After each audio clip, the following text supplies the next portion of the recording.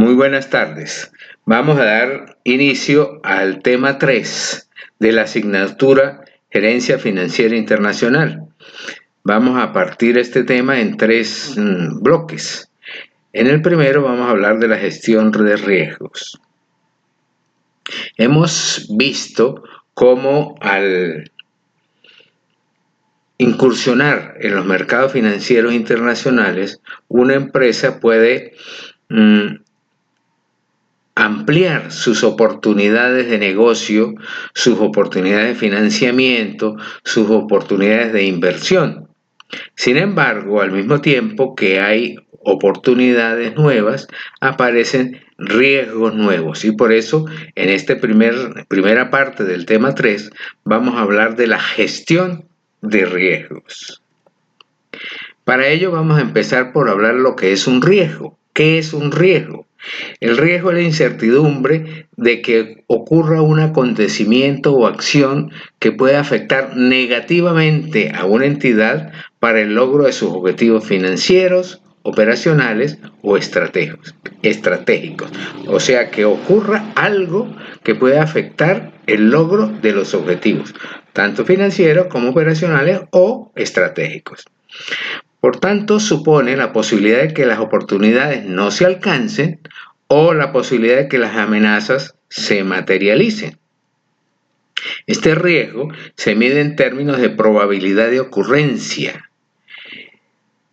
Recordemos cuando en administración financiera medíamos la factibilidad de un proyecto de inversión mediante, por ejemplo, el valor presente neto. Ahí vimos una medición de riesgo y dijimos, vamos a estimar el valor en riesgo. ¿Y qué era el valor en riesgo? El valor en riesgo era la probabilidad de que el valor presente neto fuese negativo. Recordemos que la metodología del valor presente neto significa que este debe ser positivo. Pero si hay la posibilidad de que sea negativo, pues deberíamos medirla esa como una probabilidad. ¿Cuál es la probabilidad de ocurrencia de ese hecho negativo para el proyecto de inversión en aquel caso? Y entonces decíamos el valor en riesgo es tal cosa. Entonces, retomando la línea que estamos hablando, el riesgo se mide en términos de probabilidad de ocurrencia. Entonces aparecen modelos integrales de gestión de riesgos. Resulta que como hay muchas oportunidades y hay muchos riesgos cuando se incurre en mercados internacionales, entonces deberíamos pensar en unos modelos integrales para gestionar esos riesgos. ¿Qué son esos modelos integrales de gestión de riesgos? Ese modelo integral es una concepción sistemática de todo tipo de riesgos a los cuales una empresa puede estar expuesta. Hacemos énfasis en que es una concepción sistemática, es un sistema completo. Esa concepción sistemática debe tener en cuenta tanto los riesgos financieros como los operacionales y los estratégicos, porque esos tipos de riesgos todos están interconectados. Esa concepción sistemática toma en consideración, uno, las instituciones o normas que monitorean a las empresas que cotizan en bolsa. En Colombia tenemos dos instituciones que monitorean o norman las empresas cotizantes a la Bolsa de Valores de Colombia. Una es la Superintendencia Financiera de Colombia, la cual vela por la protección de los actores que intervienen en las negociaciones bursátiles del país. Y la otra es la AMB, Autorreguladora del Mercado de Valores. Esa entidad privada regula las entidades que realizan funciones de intermediarios en la Bolsa de Valores de Colombia, garantiza la transparencia y buena práctica en el mercado financiero a través del establecimiento de normas y el monitoreo del mercado de valores en tiempo real. Además de considerar esas instituciones, debemos considerar los acuerdos de Basilea. Esos acuerdos de Basilea vienen se originan luego de la caída mundial, del crack del 2008, en donde las bolsas del mundo cayeron y los bancos arrastrados por problemas bancarios. Entonces se encargó al Banco de Pagos de Basilea que estableciera un conjunto de normas de aceptación casi necesaria para los bancos. Entonces apareció el Basilea II. Sin embargo, actualmente está en implementación el Basilea III. Esos acuerdos de Basilea son para supervisión bancaria, y esos acuerdos de Basilea miden riesgos de crédito, riesgos de procedimiento y riesgos... Bueno, miden 3 riesgos: de procedimientos, de crédito y de inversiones de los bancos. En cada país se va aceptando, las autoridades monetarias del país van aceptando y obligando a los bancos a implementar esos acuerdos. Y también en esta gestión integral de riesgo tenemos que considerar las normas internacionales de información financiera. Una de ellas, de la más importante, es la norma relativa a las transacciones internacionales, el registro de ellas y la conversión de estados financieros de una moneda a otra moneda. Entonces, debemos tener en consideración para esta gestión integral de riesgo las instituciones, Superintendencia en Colombia y autorreguladora, los acuerdos de Basilea y las normas internacionales de información financiera. ¿Cuál es el eje principal de la gestión de riesgos? El eje principal de esa gestión tiene que estar en el reconocimiento de que hay una relación inseparable entre el crecimiento sostenible del flujo de caja libre y la creación de valor con la gestión de riesgos. Dado que el objetivo básico financiero es el aumento del valor de la empresa, la creación de valor debe ser una estrategia. Y la creación de valor o el valor se mide por el aumento del flujo de caja libre, pero este tiene que estar interrelacionado con la gestión de riesgos. Por lo tanto, la gestión de riesgo debe tener como objetivo principal mitigar o eliminar aquellos riesgos con impacto adverso o negativo en la creación de valor. Y al mismo tiempo buscar los riesgos cuyo impacto es positivo. ¿Sí? Vamos a mirar ahora la clasificación de riesgo para que entendamos esta última parte. Buscar riesgos cuyo impacto es positivo. Esa parte la vamos a entender en esta clasificación de los riesgos. El riesgo tiene 3 componentes: la incertidumbre, la oportunidad y el peligro. La incertidumbre tiene que ver con la distribución de los posibles resultados de un acontecimiento futuro, tanto positivos como negativos. Recordemos otra vez cuando hablamos de los proyectos de inversión y que íbamos a medir, en ese caso, en ese ejemplo, el valor en riesgo de un proyecto de inversión. Hacíamos un análisis de los posibles valores y sus probabilidades de ocurrencia. Y entonces estamos viendo la distribución de todos los posibles resultados de un acontecimiento futuro. Por ejemplo, hay la posibilidad que el dólar suba de valor con respecto al peso. Entonces eso, si sube 10%, si sube 20%, ¿qué probabilidad que sea 20, que sea 10, que sea 30, que sea 40, o que no suba sino que se mantenga? Entonces vamos a ir analizando todas esas posibilidades de resultados con sus respectivas probabilidades, y nos da eso una distribución de probabilidades. Y entonces la gestión de riesgo, en este caso de la incertidumbre, se tendrá como objetivo reducir la desviación entre los resultados anticipados y los reales. Recordamos que si tengo una distribución de frecuencias, yo puedo hallar un valor esperado. Entonces, toda mi función financiera, toda mi gestión de riesgo irá a que ese resultado estimado se acerque lo más posible al resultado real. Entonces, el objetivo ahí será reducir la desviación entre los resultados anticipados y los reales. Sin embargo, también podemos hablar de que dentro de los riesgos hay oportunidades. Entonces, aprovechar la relación implícita entre riesgo y rentabilidad. Recordemos que hay una relación directa entre el riesgo y la rentabilidad. Es decir, a mayor riesgo se debe exigir mayor rentabilidad o hay la posibilidad de que haya mayor rentabilidad. Hay una relación directa entre riesgo y rentabilidad. Entonces, si hay riesgo, habrá oportunidad y entonces el objetivo de esa gestión de riesgo será maximizar las ganancias potenciales.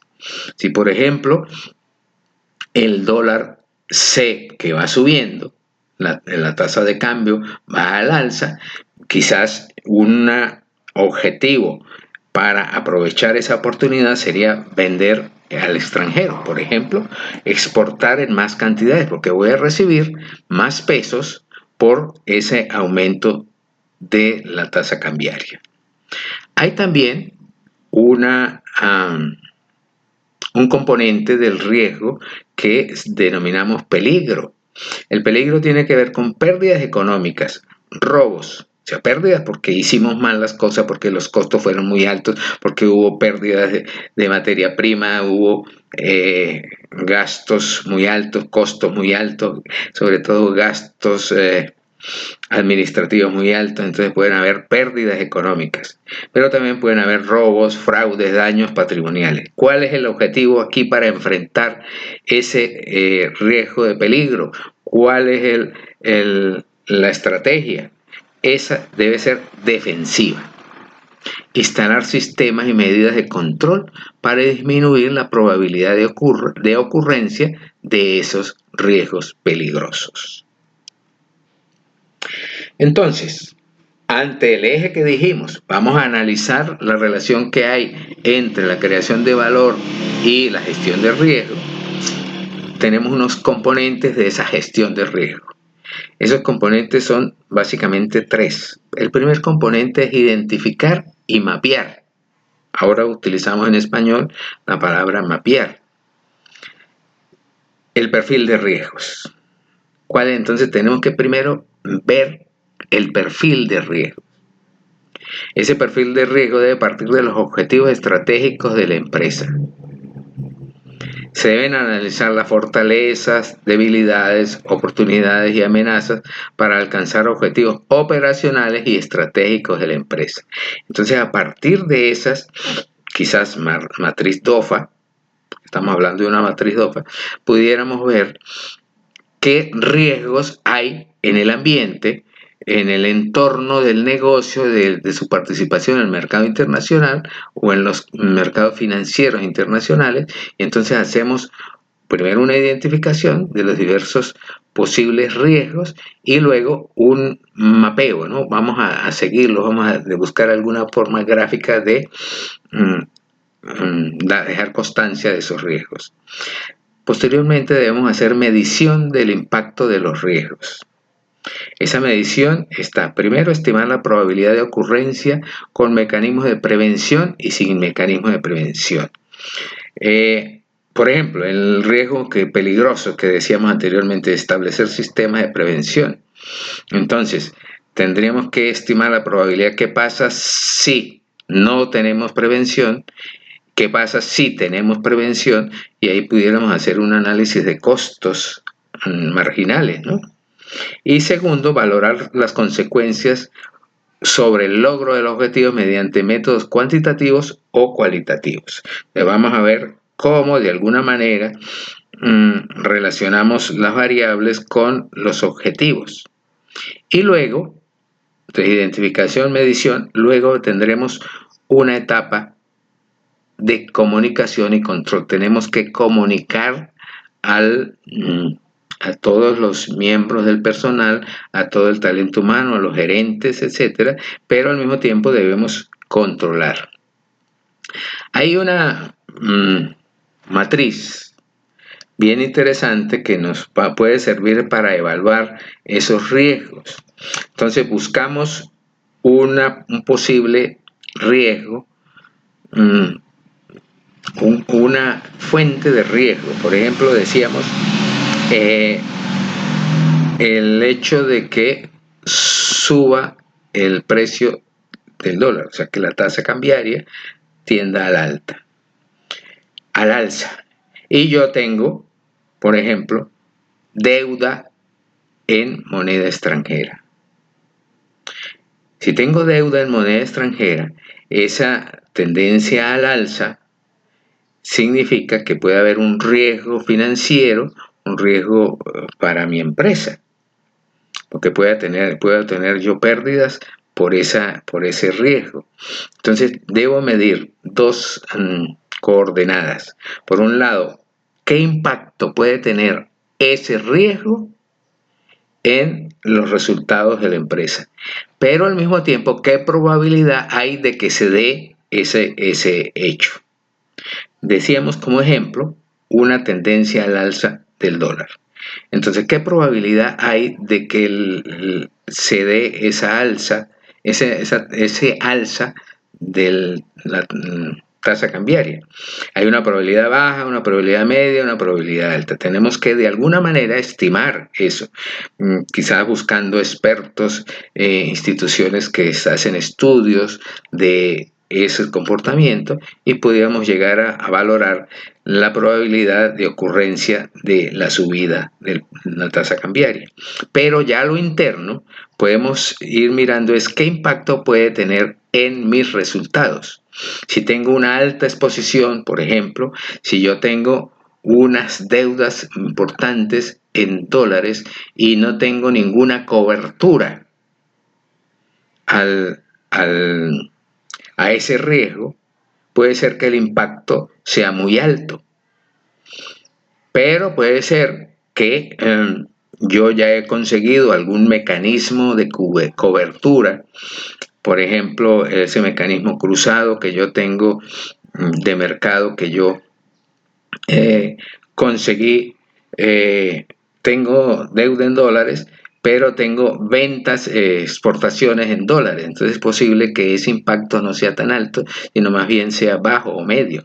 Pero entonces nos vamos a esta tabla con cada uno de los elementos que hemos conseguido de riesgo los más importantes y entonces hacemos esta tabla. Si por ejemplo la probabilidad es baja y el impacto es bajo, el problema es bajo.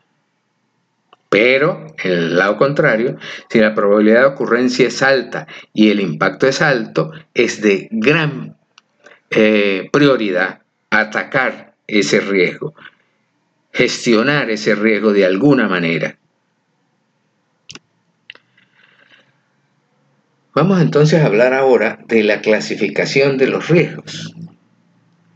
Hablamos de riesgos financieros, de riesgos operacionales y de riesgos estratégicos. Los riesgos financieros tienen que ver con la probabilidad de sufrir pérdidas ante movimientos adversos de variables macroeconómicas. Repito, de sufrir pérdidas ante movimientos adversos de variables macroeconómicas. El ejemplo claro es el valor en riesgo que veíamos cuando analizamos la factibilidad de una inversión, ¿sí? Sufrir pérdidas. ¿Qué variables vamos a considerar? Tipo de cambio. Ya les daba el ejemplo de una propensión a una subida del tipo de cambio dólar-peso. Tasas de interés. Pues es posible que yo tenga una deuda con contratada con una tasa variable. Y si la deuda la tengo contratada con tasa variable y hay una tendencia de subir la deuda, en el caso pasado decíamos, por ejemplo, yo tengo, o en el mercado europeo conseguí un crédito contratado con Euribor más un tanto por ciento. Y ese indicador va en alza. Entonces la deuda que tengo contratada a tasa variable, pues presenta un riesgo. Sin embargo, es posible que yo haya logrado un convenio de crédito con una tasa de interés fijo. Entonces, en ese caso, ese riesgo pues es de un bajo impacto para mi empresa. Igualmente puede haber dentro de los riesgos financieros, o sea, las probabilidades de que tengamos pérdidas, inflación de costos. Por ejemplo, ¿qué pasa con los insumos, con la mano de obra y con otros gastos indirectos? Si están creciendo, sobre todo si yo no tengo la posibilidad de traspasar ese aumento de costos a los precios. Eso se da principalmente cuando son artículos de primera necesidad, que es muy difícil traspasar la inflación de costos a precios. Entonces, la empresa debe asumir esa inflación por lo menos durante un tiempo hasta que logra subir precios. Muchas de las políticas gubernamentales para controlar la inflación está en controlar precios. Entonces, si la empresa produce un bien que está controlado de precio, pues es muy difícil, es un riesgo muy alto, es un impacto muy alto esa posibilidad de inflación de costos. También, dependiendo del producto que yo comercialice o produzca, si es un bien sustituible, un bien complementario, un bien que pueda la gente, el demandante, dejarlo de lado porque es un bien que puedo sustituirlo por otro. Entonces, esa inflación de costos impacta mucho porque si yo subo mucho el precio, pues la demanda puede disminuir y yo puedo tener problemas económicos, financieros, porque puedo sufrir pérdidas. Decíamos, los riesgos se clasifican en financieros, operacionales y estratégicos. Y ya hablamos de los financieros, pensemos en los operacionales. Operacionales son probabilidad de incurrir en pérdida por procesos, sistemas, equipos técnicos o humanos inadecuados o por hechos externos. En la medida en que se ha automatizado casi todos los procesos industriales, siempre aparecen riesgos operacionales por fallas en los sistemas, por fallas en los equipos técnicos, por fallas humanas a la hora de gerenciar o de manejar maquinaria. También se puede hablar de unos riesgos estratégicos, probabilidad de ocurrencia de eventos que afectan negativamente el logro de los objetivos estratégicos. Se me ocurre en este momento un ejemplo. Mi negocio está en la extracción de carbón. En Colombia, en la zona del norte de Santander, hay diversas empresas que se encargan de eso. Pero fíjese que en un momento dado, esas empresas que utilizaban el camino venezolano para salir al mar, pues se vieron en un problema porque esa salida fue cerrada. Claro que ese problema, ese riesgo que ocurrió o ese evento que ocurrió que afectó negativamente el logro de objetivos, que era vender al extranjero, exportar, fue superado con una acción agresiva que fue cambiar las rutas de embarque. Pero pudiera ser con el mismo tipo de empresa que se logre conseguir unas fuentes de energía menos contaminantes, que está el mundo en eso, y entonces eso puede traer esos son un evento que pueden traer efectos negativos para el logro de objetivos estratégicos, que es, por ejemplo, colocar el carbón del norte de Santander en Australia o en China, sobre todo en China. Entonces, esquemáticamente, hablamos de la clasificación de riesgos, ya más o menos hemos hablado, riesgos financieros, riesgos operacionales y riesgos estratégicos.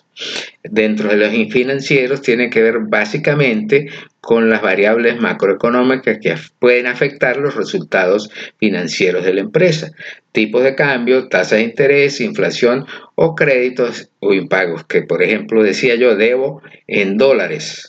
Entonces puede haber ahí puede haber un riesgo de impago de mi empresa. O exporté en dólares y entonces ahora la empresa que me va a pagar ya no, ya si es, la tendencia es al alza, pues es bueno, pero si la tendencia es a la baja, pues entonces tengo un riesgo de impago. Operacionales, como decíamos, en procesos, en sistemas o en nuevas normas. En el momento en que hay una tendencia al cuidado del medio ambiente, hay un conjunto de normas que vienen incidiendo en los resultados económicos y financieros de la empresa. Por ejemplo, a las empresas procesadoras de cerámica, las cerámicas del norte de Santander. Hay un conjunto de normas que se le han venido imponiendo a esas empresas que le van afectando las operaciones, sobre todo con costos nuevos, con formas nuevas de producir, y eso va afectando los resultados de la empresa. Y hay riesgos estratégicos que se clasifican en riesgos del entorno, riesgos de transacciones y relación con inversores. En los riesgos estratégicos del entorno aparece la tecnología que va cambiando, que a veces hay empresas que tienen una tecnología muy básica y que durante mucho tiempo puede seguirla utilizando. El ejemplo que ya les dije de la cerámica. Pero normativa nueva obliga a que cambie de tecnología. Entonces hay un riesgo porque hay un hecho que afecta los resultados estratégicos de la empresa. Por ejemplo, el resultado estratégico era crecer, pero ese crecimiento se ve afectado por ese cambio de tecnología.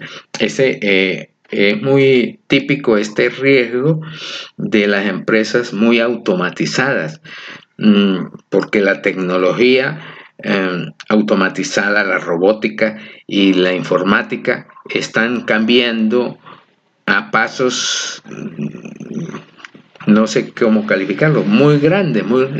Entonces esa tecnología, el mantenerse en las primeras posiciones de negocio, hace que los cambios tecnológicos puedan afectar los resultados de la empresa. También la estabilidad política.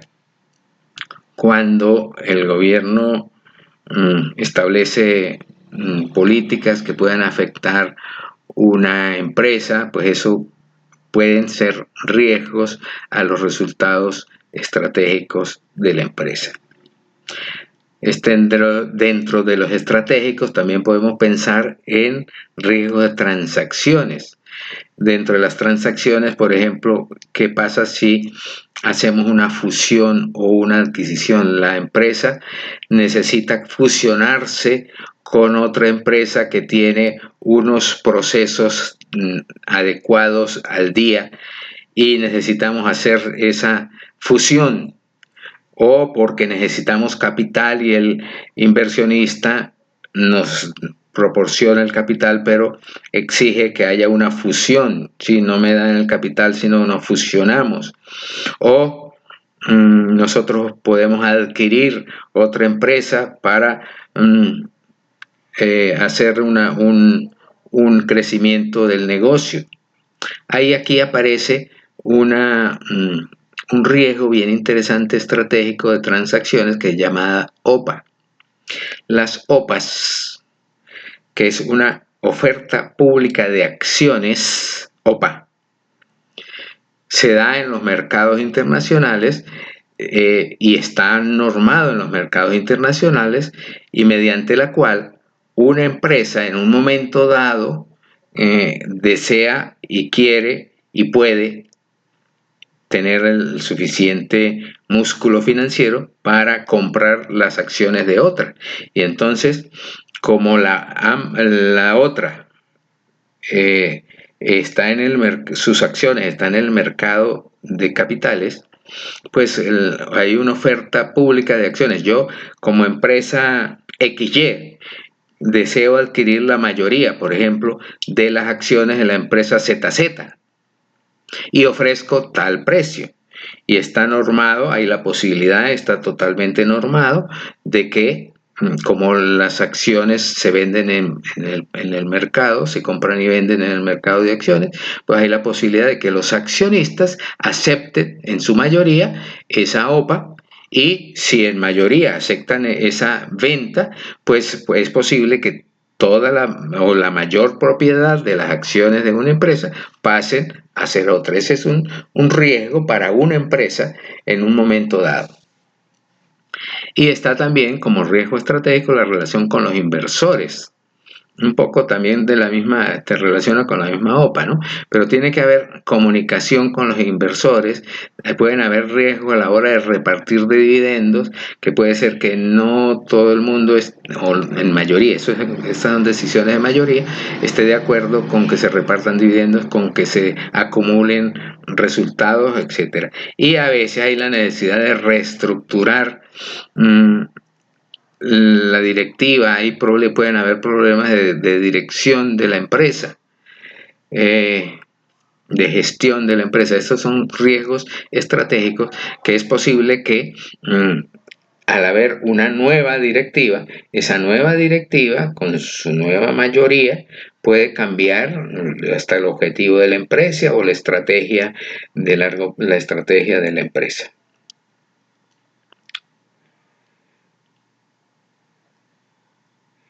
Entonces, ¿cuáles son las etapas para esa gestión de riesgo financiero de todos los tipos, de cambio, tasa de interés, inflación, etcétera?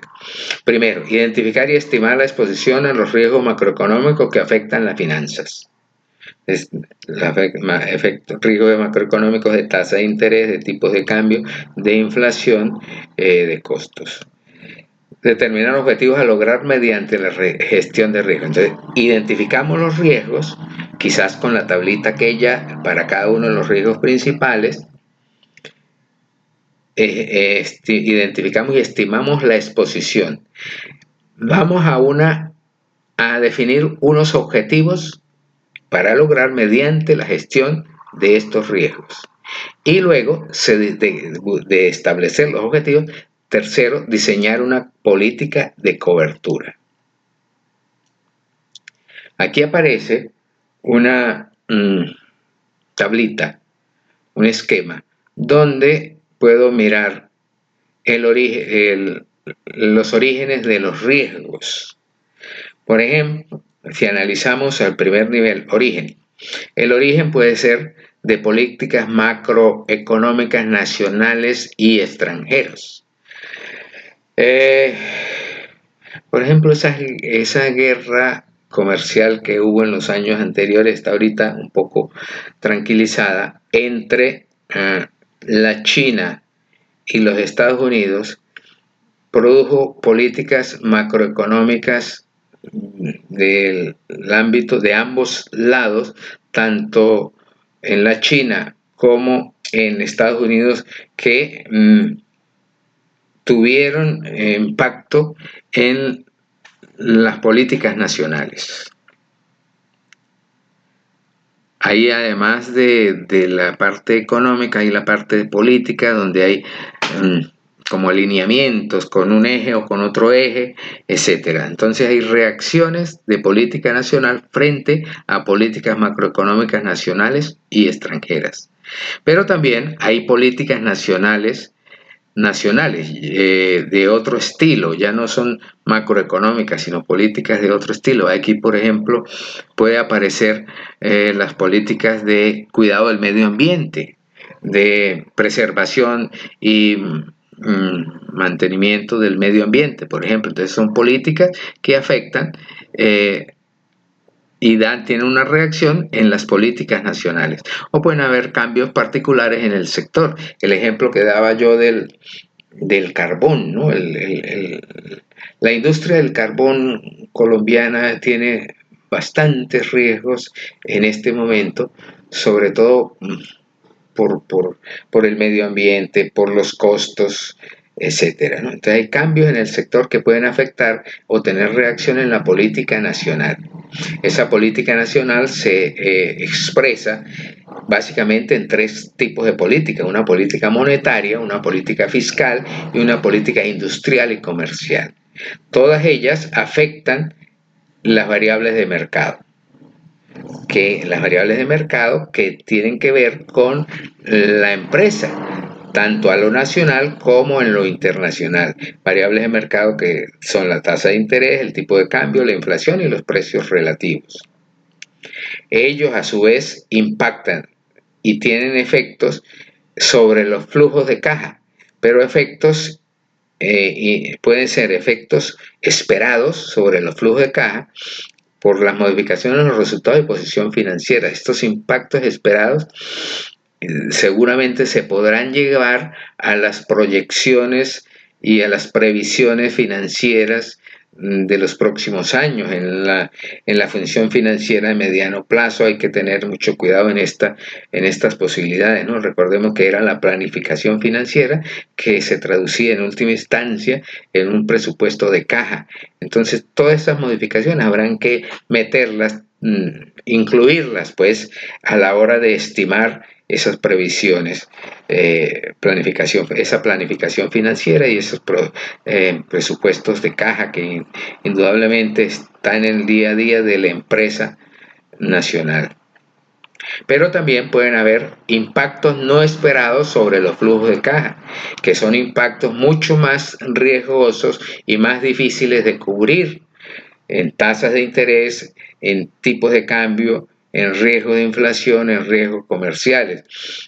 Quizás dentro de esos impactos no esperados está, por ejemplo, eso que les decía yo de la guerra comercial entre Estados Unidos y la China. Pueden tener riesgos comerciales. Por ejemplo, yo le vendo cerámica a un país asiático o a la China, envío cerámica a la China, pero en un momento dado puede haber alguna alcabala, alguna tranca para ese flujo comercial, de que yo no pueda venderle a la China porque yo estoy siguiendo o estoy dentro de un tratado de libre comercio con Estados Unidos. Entonces pueden haber riesgos comerciales. Riesgo de inflación, que la inflación se da básicamente cuando aumentan los costos. Este es un impacto no esperado. Por ejemplo, ¿qué puede afectar en este momento en la economía los precios? Que el petróleo, ahí el petróleo tiene mucho que ver, el precio del petróleo que suba de manera muy importante. En los años 2008-2009, el petróleo pasó de los $140 el barril. Entonces, pues, por ejemplo, que llegar otra vez a esos niveles, eso hace que los costos de la energía suban. O sea, al subir los costos de la energía, los costos en general de las empresas suben, hay inflación de costos que se traduce en inflación de precios. Si yo puedo traducir la inflación de costos en inflación de precios, particularmente como empresa, pues voy a ganarle a la inflación. Pero si no puedo, como ya les manifestaba anteriormente, pues es un impacto negativo a los resultados de la empresa. Pero es un hecho, un evento que no está controlable, no es controlable por mi empresa. Riesgo de tipos de cambio. Recordemos que hace unos años la tasa de cambio estaba por el orden de los 1.800 pesos el dólar. Pero las políticas de los Estados Unidos en cuanto a el control de su inflación, de su inversión, pues hicieron que empezara a escasear el dólar, y por lo tanto el precio de un momento a otro subió de niveles de 1.800 a niveles de 3.000 y casi 3.600, 3.700. Esos son hechos que no son controlables por la empresa, pero hay la posibilidad, habrá que analizarlos, habrá que gestionar esos riesgos. Igual a las tasas de interés, sobre todo cuando hablamos de tasas de interés variables. Bueno, entonces vamos a finalizar esta primera parte del tema 3 y continuaremos con otro tema, otra parte del tema 3. Muchas gracias.